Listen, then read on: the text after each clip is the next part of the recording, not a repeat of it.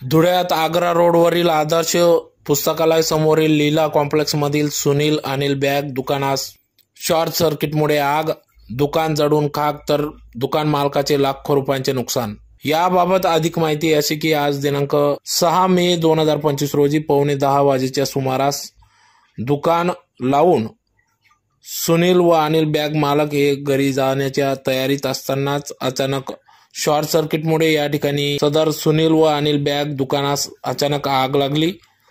या आगीने रौद्र रूप धारण केल्याने सदर या ठिकाणी दुकान मालकांचे लाखो रुपयांचे नुकसान झाले असून सदर घटनेची माहिती मिळताच या ठिकाणी अग्निशमन दलास पाचारण करण्यात आले होते। यावेळेस अग्निशमन दलाच्या मार्फत 3-4 बंबांच्या सहाय्याने सदर आग आटोक्यात आणण्यात आली असून यात सुनील व अनिल बॅग दुकान मालकाचे संपूर्ण दुकान जळून खाक झाले असून लाखो रुपयांचे नुकसान झाले आहे।